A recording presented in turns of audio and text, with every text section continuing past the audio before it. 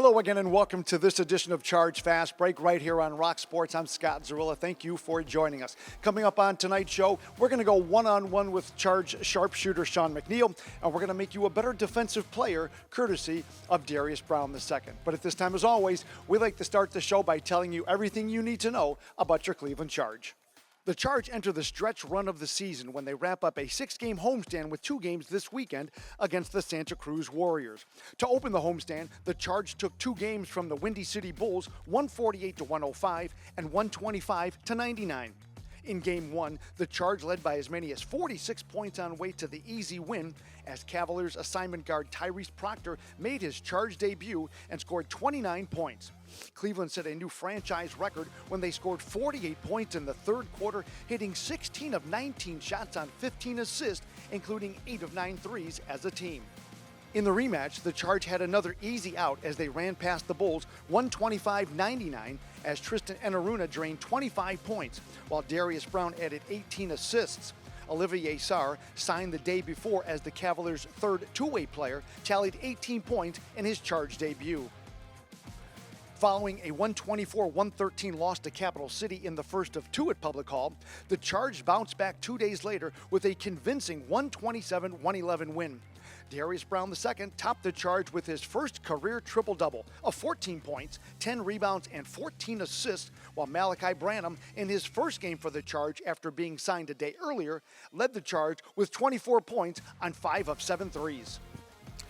So that gets you all caught up on the Charge heading into this weekend's final 2 games of the 6-game homestand. Well, we do need to take a timeout, but when we come back, we're going to talk to Sean McNeil about the newest member of his roster at home. That's coming up next, right here on Charge Fast.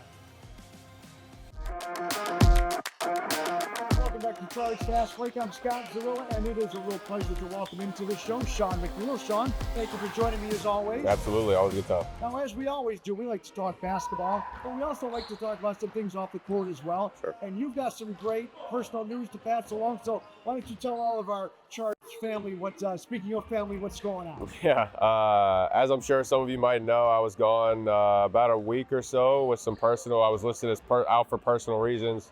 But my wife and I, we just had our first baby girl named Emerson. Your wife's name is? Alex, yeah. Alex, yeah. So the question everybody wants answered, have you gotten any sleep? The first night or 2, she fought us a little bit. We would put her down, she'd cry, we'd get her back up.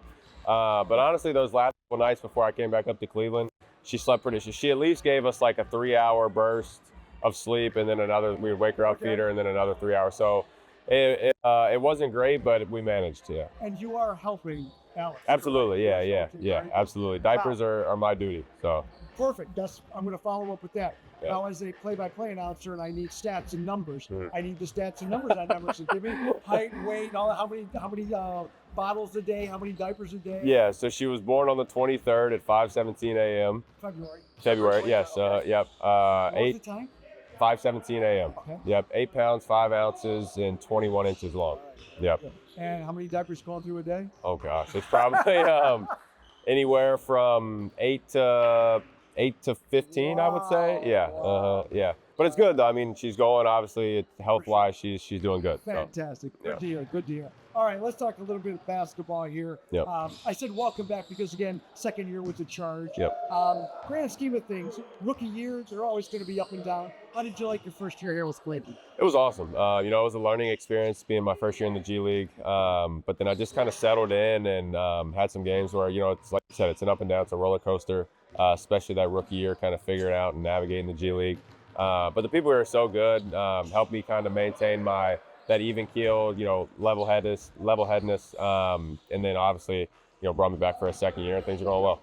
Now, with the G League, there's so much turnover and turmoil, but guys coming and going. Right.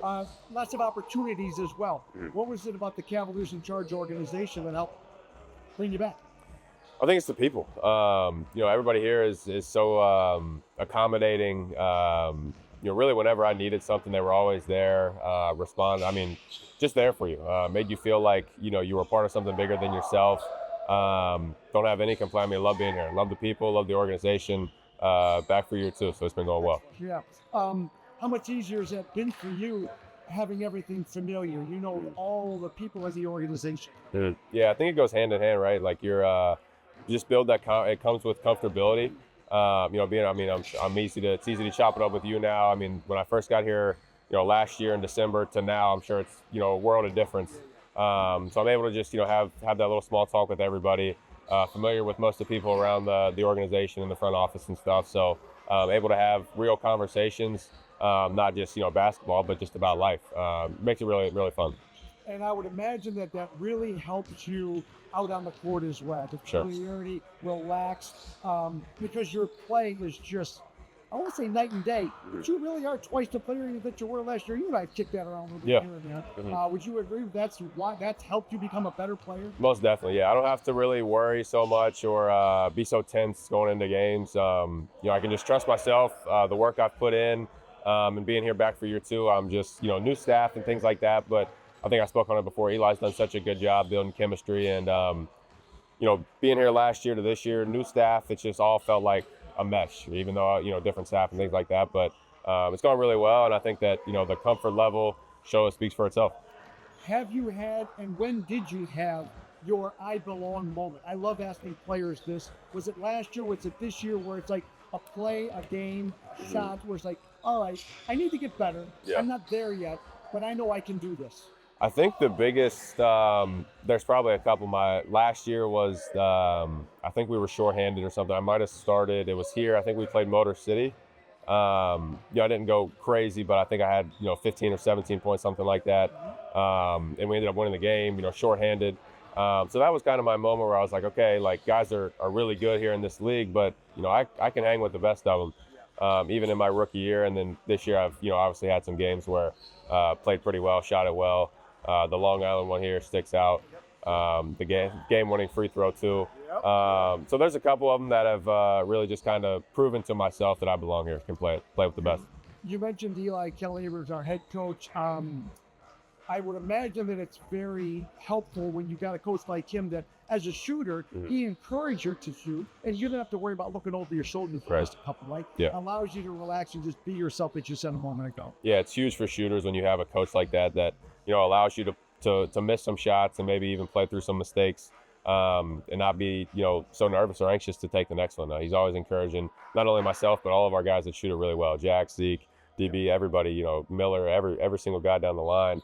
If you miss a couple, he'll draw up a play for you to shoot the next one too. So not only do we have that next shot shooter's mentality, but he has that in us too. So there's, as we said earlier, so much turnover in the league.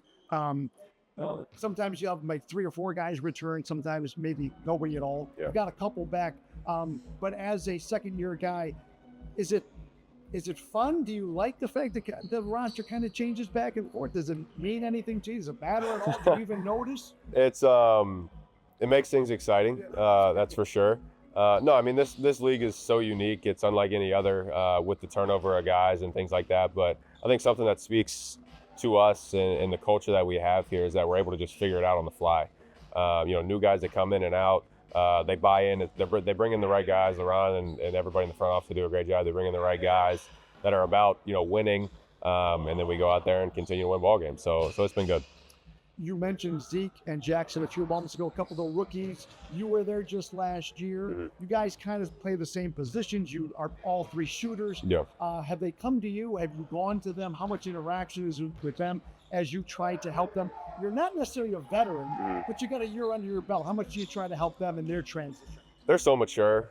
They know how to handle things the right way. I can't recall any that they've come to me and maybe ask for advice, but I know that, they're more than welcome to do that.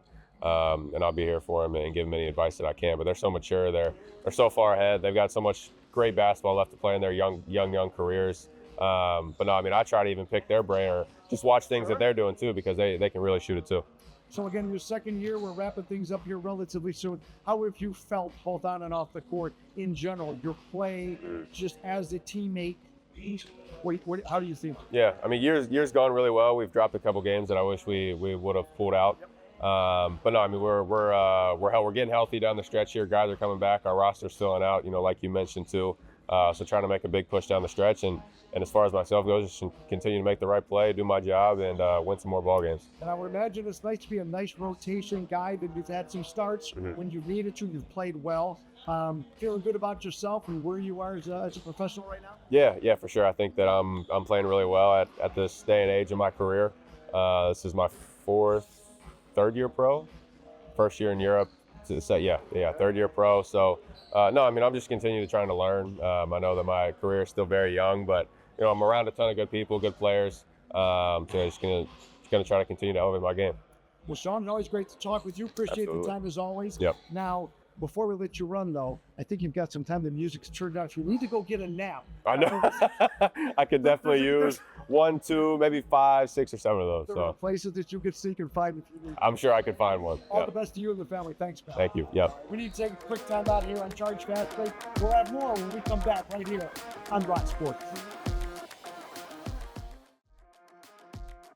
Welcome back to Charge Fast Break, and it's a real pleasure to welcome Darius Brown II to the show. Tips from the pros, how to be a better one-on-one defender, and the art of the steal. Darius, thank you for joining me. Yeah. I bring up those numbers because last year you had multiple games of 5 steals, just a tick under 2 steals per ball game. I'm guessing you like to play defense, don't you, a little bit? Yeah, I mean that's literally half the game. So it's something I take pride in, and something that I do enjoy. So. Now, what's your first thought when you're preparing to defend a guy coming up court? Because you can't go for a steal every time, and as the point guard, you're normally going to be the head of the snake, as they say, defensively. What are you looking at when your opponent is coming with the basketball? Yeah, well, half the battle is knowing who you're guarding beforehand. So, I mean, film is really important, and knowing tendencies of the other players before you even step on the court. That's half the battle. And then what you're ultimately trying to do, at least in a full court setting, is you're just trying to turn the defender and really just waiting for a mistake. It's not really all the time you're just going to take the ball from someone, because especially at the higher level you get, players get better. You're just not going to take the ball from people. So it's just turning and waiting for some type of mistake, whether that's fatigue, whether that's just some type of mishap. It's not always just going to be, I'm just going to take it from you. So it's really just waiting for a mistake and turning their hips and fatiguing them throughout the course of the game. And like you said, great defenders, it's like 2 steals a game. That's a lot, and that's not even on ball. It could be off ball also. So it's really just turning, waiting for a mistake. You mentioned earlier, I like the word you use, tendencies. Explain to our young listeners that are watching, when you say tendencies, what kind of things are you looking for? I mean, we're high just dribbles. Real fast. I always tell youngsters when I'll see them dribbling really high, I'm going, hey, bring it down. I mean, those types of things. The guys get lazy. Yeah, I mean, I'm looking at high dribbles. You're looking at how often are they dribbling in their left hand or right hand? Do they like to cross? Do they like to around the back? Do they like to use their hips and turn their hips and back down like that? Okay. You're just looking for all types of dribbling tendencies to find your gap, to where it's like, okay, where does he expose the ball, and where is the best time for me to attack the ball and try to go get it? So those are the tendencies you look for. Then you got to try to apply it. So. Yeah. Now, first thing first is you just want good, solid defense, correct? And then, do you ever try to maybe bait a guy into one of those bad habits to where you can come up with a steal, or how do you kind of balance the two? Yeah. So you want to do all this without.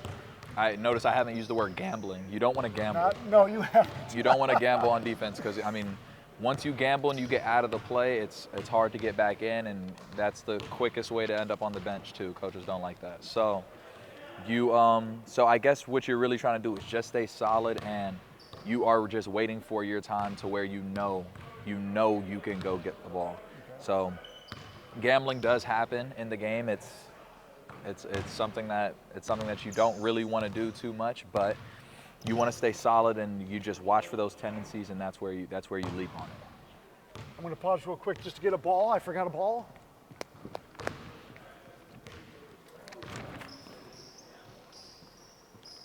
All right.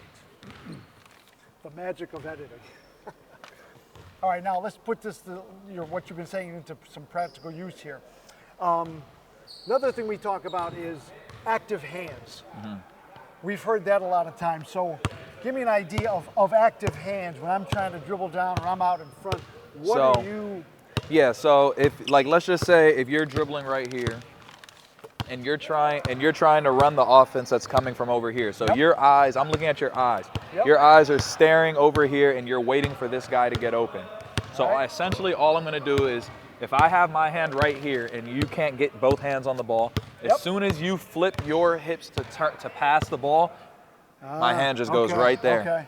Because more often than not, if you're passing the ball, you're not going to just throw a bounce pass. So you're just going to be here, and then you're just going to toss it. Okay. So if that's the case, if you're staring right there, all I'm looking at is your eyes, and as soon as I see you about to pass it, my hand goes right there at the same time, and then I just run into it. Okay. Along the same lines, I mean, you can't steal the basketball out your hands, but footwork is probably almost as important, if not more, correct? Same type of thing? I would say probably more. Yeah, yeah. I mean, if you can't stay in front of the guy, your hands don't do anything. Right. So I would say probably more. It's all about timing. It's all about keeping the correct distance. You don't want to be too close all the time, but you also don't want to be too far back. You got to find your arm's length, and then you have to. They say don't cross, because as soon as I do this and then you cross, that's how you fall and end up on Sports Center. So you just want to keep you got to keep a nice shoulder length and just slide that way. Okay. And then the rest of the defensive part, tendencies, that's what we talked about, and just knowing where you are on the floor. If we're going full court, if we're going this way, and I see, and then you dribble two dribbles this way, I know there's a sideline right here, so I know you're going to come back here eventually. So I'm just timing and waiting for you to turn, and then it's eventually once you turn, I'm just going to beat you to the spot. Now I could pick you that way. Okay. So it's just there's little things that you have to notice. It's not just going to be straight up taking the ball or straight up disrupting the ball. Sometimes you got to aid people to where you want them and then set that trap that way. And that's, I guess you used the word baiting before. That's something that in a way that you could bait defensively. And putting those together, it sounds as though a lot of it is anticipation, but also that's what film work is for. Yeah. You've got to, like you said at the very beginning of the interview, is knowing what your opponents are going to do and anticipating a lot of that as well. Mm-hmm. How much of a difference is it when you're trying to maybe pick the guy's pocket clean? When you, like said, if there's a bad habit, what do you, if I think I can get past you, I'm looking at, if you're, like, for instance, if I know that you have, like, a nice crossover that you like to get to, then it's like when I'm playing defense, when I know that cross is coming, it's just, I mean, when you're crossing, it's either going to be low or it's going to be a push crossover. But either way, if your hands are quick enough, when I see it coming, it's just guessing. It's really just guessing the right way. But it's like, it's not guessing if you watch film, do the tendencies. Sure. Last one, because I remember a couple of games last year when you had all those steals. A lot of your steals also were kind of anticipating cross-court passes or, just maybe guys trying to make a skip pass or whatever. What is that thought process like so that you're not, here is the word that we want to stay away from, but gamble too much? Everything is about, that's where you probably lay traps in your baits, and you can especially since someone like me who's kind of small, so it's like if you're here and my guy's in the corner and there's a big right there, I might be able, in the heat of the game, if he's getting pressured, he might not be able to see everything so clearly. So I might just kind of stand behind the big and just kind of, duck off. Then once he throws it, then he pop up out of nowhere. Okay. And there's also in general just looking at eyes. Eyes are huge. Like, a lot of people aren't going to look off the defender. Some people just stare at the play they're going to make. Yeah. And in transition, for example, every team wants to kick the ball ahead. So sometimes if you're just jogging back, and then they throw it, and then you have a quick break, you can just break back to the ball and steal it. There's just a lot of there's a lot of different ways to lay traps and to succeed at them. But then if you don't get it, it's considered a gamble. So. Right. You have to make sure that you work on that in practice so you can, get away with it in the game. So. I like those tricks. Okay, last one. We haven't talked about it, but it might be the most important one. You got to want to be a good defender, and you got to work hard, don't you? Mm-hmm. Defense doesn't come easy. Yeah, no. I had a coach tell me when I was younger, you should never have a bad day playing defense, because defense is just effort. Offensively, you're going to miss shots. Might not have the best game, might lose the ball, there's a lot of things that could happen offensively, but defensively, you shouldn't have a bad game because it's just effort, being in the right place at the right time and just being a disruption. So that's one thing that I try to take with me every game, and that Whatever's going on offensively, it's like you shouldn't have a bad game playing defense. So. Well, you don't have too many bad days with the Charge, my friend. Appreciate it. That's good stuff. Thank you so much. Darius Brown, man, that's how you become a better defender. Hope you were paying attention. Let's take a quick timeout. We'll have more Charge Fast Break coming up next on the Rock Entertainment Sports Network. Time for 5 fast wins with Zeke Mayo. Zeke, you all set? Yes, sir. All right. Would you ever get in a shark cage? Never. Never, ever. No chance. All right, now you can only keep one of these. Mayonnaise, mustard, barbecue sauce, or ketchup. Keep one. Mayonnaise. Mayonnaise, all right. Along those same lines, what's your favorite food? Italian. Your all-time favorite Christmas present? My very first gaming system, Xbox 360. All right. And your favorite pair of shoes? I'm gonna go with my New Balances. I love how comfortable they are. New Balances for sure. Fantastic. And that's 5 fast ones with Zeke Mayo. Putting the finishing touches on this edition of Charge Fast Break as the Charge are wrapping up the final stretch run of the season, again looking for better playoff positioning. Now, coming up, the Charge, as we said, 2 games against the Santa Cruz Warriors tomorrow night and Saturday, both at Public Hall. Both games tip at 7 o'clock. Get your tickets at clevelandcharge.com, or you can watch the games right here on Rock Sports. Also, mark your calendar as the Charge have their makeup game at Westchester next Tuesday, 1 o'clock. You can hear all the action on Real 106.1 FM, the radio home of the Cleveland Charge. So that's going to do it for this edition of Charge Fast Break. I'm Scott Zurilla. Thanks so much for watching us right here on Rock Sports.